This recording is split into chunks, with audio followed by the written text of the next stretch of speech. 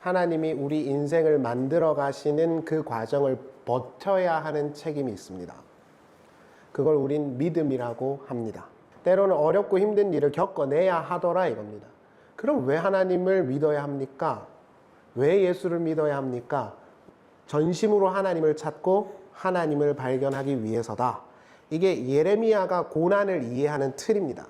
바벨론은 각각 속국들의 기술자를 싹 다 빼갑니다.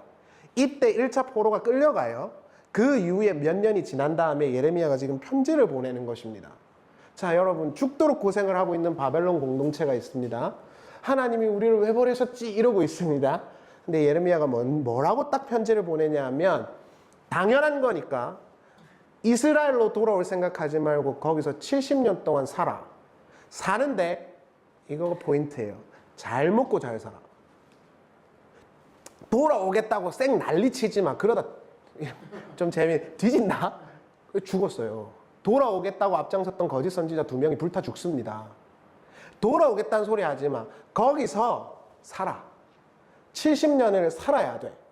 진짜 딱 70년 살고 돌아옵니다. 이게 우리에게 던져주는 메시지가 뭐냐는 거죠. 성경이 우리에게 이렇게 말하는 거랑 같아요. 하나님 천국 가고 싶어요. 웃기는 소리 하지 말고 살아. 우리가 예수님 믿고 하나님을 믿겠노라 하는데 왜 우리의 삶은 세상 사람들과 별반 다르지 않는가? 하나님이 살아있는가? 이런 질문이 당연히 있을 수밖에 없잖아요. 근데 성경은 우리에게 이렇게 말을 하는 겁니다. 이 죄악된 역사를 살면서 너네가 하나님을 찾고 하나님을 만나고 진짜 갱신된 하나님의 백성이 되고 있기 때문에 그런 거야, 이런 겁니다. 왜 회개했으면 만사형통이고 할렐루야 해야지, 하나님 믿고 예수 믿고 하나님께 신앙 고백하고 있는데 우리는 저 세상 애들이랑 똑같나요? 자, 이런 의미로 성경이 답을 하는 겁니다. 똑같지 당연히. 그러나 질적으로 다르지. 너네는 하나님을 알고 하나님을 만나지. 세상 사람들은 하나님이 누구신지도 모르고 하나님을 예배할 이유도 없어.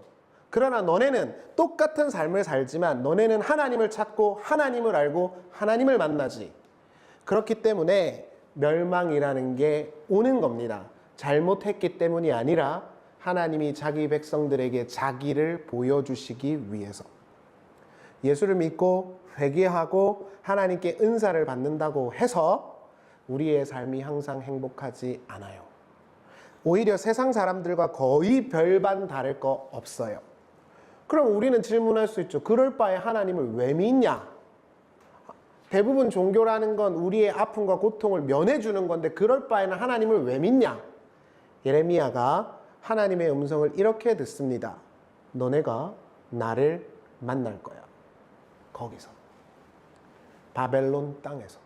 성경은 죄가 만든 세상 속에 우리가 살면서 그 죄의 여진을 견뎌내야 한다라고 말을 해요. 왜냐고요? 하나님을 만나기 위해서요. 하나님이 누구시고 하나님의 사랑이 무엇이고 하나님 아버지의 뜻이 무엇인지를 몸의 언어로 겪기 위하여 역사라는 게 있는 것입니다. 그렇기 때문에 이 당시에 예레미야 시대 때 사람들은 항상 이렇게 말했습니다. 지금과 아주 유사하게 하나님 믿으면 행복할 것입니다. 하나님 믿으면 평화가 있습니다. 하나님 믿으면 바벨론의 멸망에서 우리는 돌아올 것입니다. 그 예레미야가 가서 뭐라 그러냐면 이렇게 좀 극적으로 표현할게요. 개소리 하지 마라 이렇게 말해요. 절대 돌아올 수 없다. 하나님이 작정하신 거다. 70년은 반드시 바벨론에서 살아야 된다. 그러니까 이스라엘 사람들 듣기가 싫어 죽겠는 거예요. 성경이 우리에게 T적으로 말하는 것입니다. 하나님 믿는다 해서 잘 되는 거 아니야. 고생할 수 있고 슬플 수도 있어. 물론 행복할 때도 있습니다. 그러나 하나님이 그걸 허락하시는 건 하나님이 죽었기 때문이 아니라 역설적이지만 너네가 거기서 하나님을 알고 배우게 되기 때문에 허락된 거야. 그래서 예레미야가 열심히 바벨론 땅에서 살라 그런 겁니다. 제가 요즘에도 간혹 가다가 말씀드리지만 저는 저한테 하는 말이거든요. 저는 염세주의적인 사람이에요.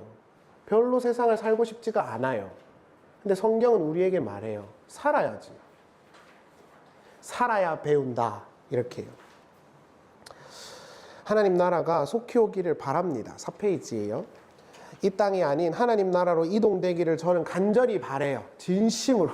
여러분들도 그럴 때가 있으실 거라고 생각합니다. 그러나 예레미야는 그것이 신앙의 전부가 아니라고 말해요. 영적인 세상이 있고 천국이 있으니까 여기서는 지 맘대로 살아도 되고 거기 가면 천국에서 영원히 산다. 아니라고요. 절대 아닙니다. 그럼 예레미야는 뭘 말할까요?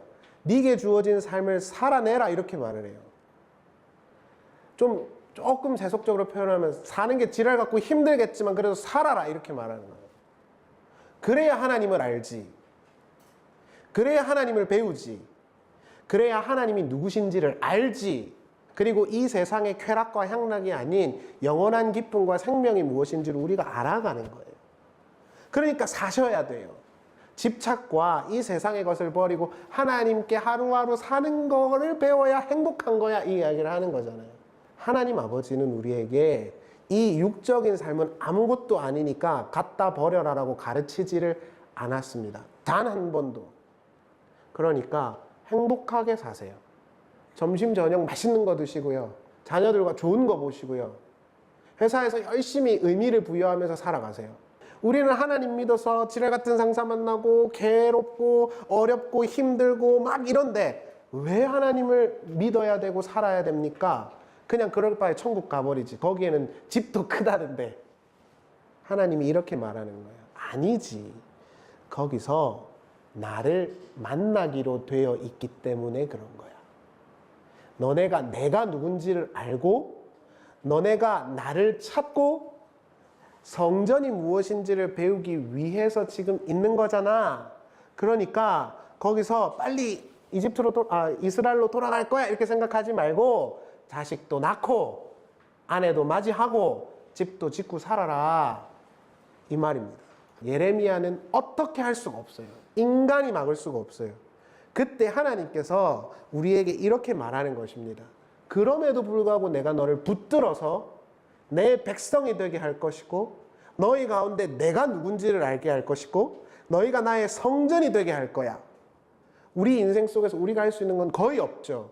아픈 거 우리 마음대로 할 수 없고 우리를 괴롭게 하는 거 우리 마음대로 할 수 없고 지랄 같은 직장에서 우리가 어떻게 할 수 없잖아요.